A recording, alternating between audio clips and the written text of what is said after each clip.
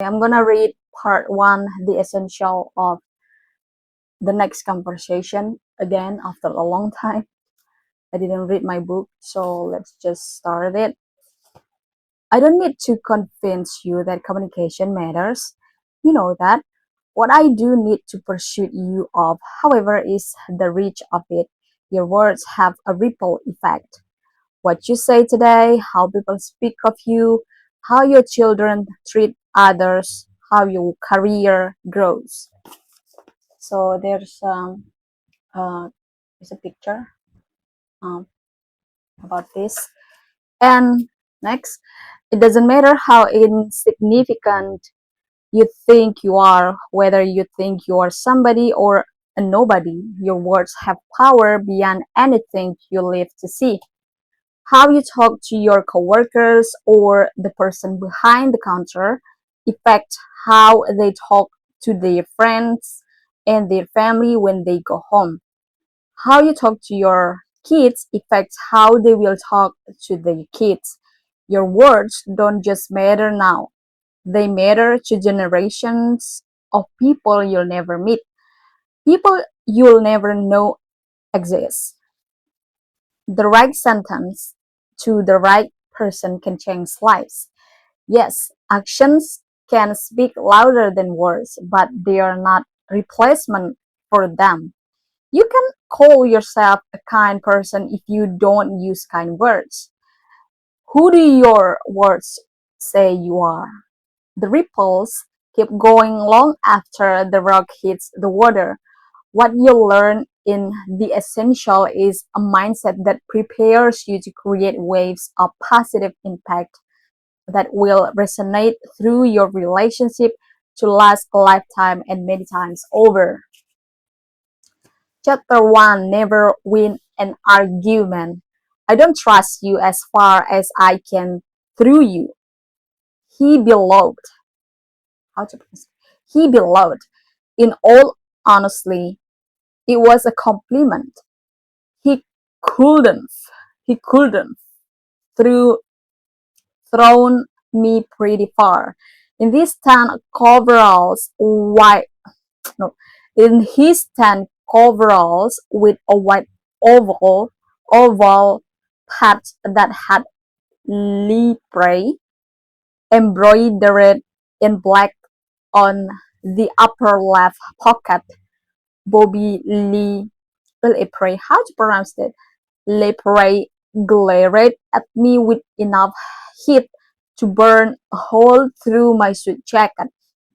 I generally don't know what someone looks like before I meet them at their deposition. Whether I picture Bobby Lepre looking looking like it wasn't this, sitting at the conference room table waiting for people to arrive. I look up to see a half human, half giant. His outline took up the whole doorway. Naturally, I stood up and walked over to him to shake his hand and introduce myself. Just Jefferson Fisher, I said with a smile. Jefferson Fisher. Bobby, he muttered. He muttered. Now, I'm not a small guy. I'm over 6 feet tall, but I barely come up to Bobby Lapre's chest. He was an absolute mountain. As we shook, as we shook hands, the squeeze from his ginormous closed hands left an imprint on mine like a scene from a Tom and Jerry cartoon. I I've never been around someone so physically intimidating. The case involved a bar fight, and I representing a bystander who had gotten caught up in the scuffle. As part of the case, I needed the deposed Bobby Lapre, a witness to the events. In an in a deposition, I get the chance to ask people questions under oath, typically to learn what they know before they testify a trial. Clockwise around the antique conference room table sat the court reporter writing everything down, Bobby Lapre, the opposing attorney, and me. After asking Bobby to raise his right hand and placing him under oath, the court reporter gave her customary note for me to begin. I asked Bobby Lapre routine question about his background and what had led up to the fight. They were easy, open-ended questions. What time did you arrive? Who did you talk to first? Did you see so and so or do this and that? It's common to use such questions to build a chronology of the events from a witness' particular point of view.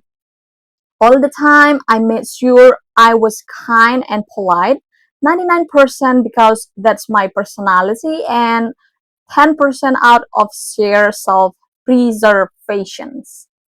Preservation. He was not someone I wanted upset, but no matter how many softball questions I asked, Bobby Lapre was becoming increasingly agitated. agitated. I had seen it enough times in my experience to know his eyebrows began furrowing with each answer, a sign of negative emotion.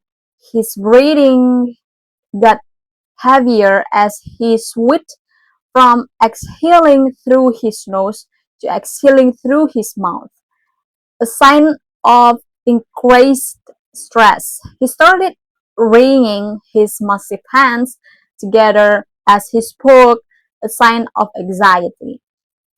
It didn't matter what I did, it seems as if I just my existence in the room offended him. I could sense that I could sense the tension around the table heightening the more displeased Bobby Lapre looked, like I was blowing up a balloon and it was about to pop. Finally, I asked him, Mr. Lapre, would you like a break? The room went silent. No, Bobby Lapre said, clearing his throat, clearing his throat. But I got something to say. His words rang out louder than necessary, so much so that the court reporter jumped. I quickly glanced at the other attorney who couldn't have been younger than 65. He looked more nervous than I was. When I when we locked eyes, he gave me a wide-eyed look and slowly shook his head as if I just if to say, if this goes south, you are on your own. I turned back to look at my witness. Yes, sir, I inquired. Bobby Lapre took a big breath in. You can cut all this buddy stuff. Except he didn't say stuff. You lawyer, you lawyers are the worst thing to happen to America. He continued. All you do is lie. He slammed his hand on the table, then drew it upward with a pointed finger at me, saying, so go on and ask me your stupid questions. Just know I don't trust you as far as I can throw you. I'm telling you, lawyers are the worst thing to happen to this country, he repeated. The court reporter gave an exhausted look. At the moment, 100 thoughts reached through my mind. First, I'm well accustomed accustomed to this derogatory stere, stereotype. Stereotype. Oh, I'm so stupid. Stereotype of Attorneys, especially personal injury attorneys. I try very hard to work against it through its a reputation that someone attorneys Frankie right deserve. So I put down joke or signed remark about my profession is nothing new, I understood. Second, I didn't blame him for not trusting me, not because I was trying to mislead him, but because to his mind, I represented all the bad thing he ever thought he knew. Of course, he had no reason to trust me. I understood. It was the stupid question that got me. I know good and well that I do many stupid things every day, but what I don't do is ask stupid questions. In the instant, a wave of anger surged through me. I felt my whole body go tense. My ears got hot as I shifted my weight in my seat. I could sense that I was becoming defensive. My question up to that point had barely scratched the surface. Nothing about them had been difficult or even uncomfortable. Stupid. I saw him stupid, I thought. I felt myself wanting, wanting to come back with quips about his size in relation to his intelligence, just a few well-placed cutting words, and I'd best him. I tried to tell myself that his reaction was all I need to know about who he truly was. But I've been wrong before. It's difficult to pronounce sometimes. Okay. When I was in third grade, my school started a reading. No, when I was in third grade, my school started a reading buddy program, pairing strong readers with those who hadn't learned yet.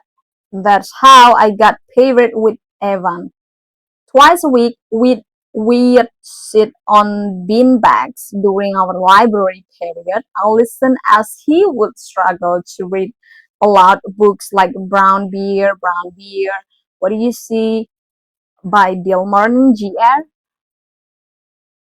Even was Evan. Is that even or Evan? Evan was physically much bigger than I was. Back then I had hard time understanding how he was so big but couldn't read. When I when he'd come across a word he didn't know, my job was to help him sound it out. But he still struggles. So I figure out ways to explain things to him differently, like associating words with memorable phrases or creating metaphors on the fly with whatever was near us in the room.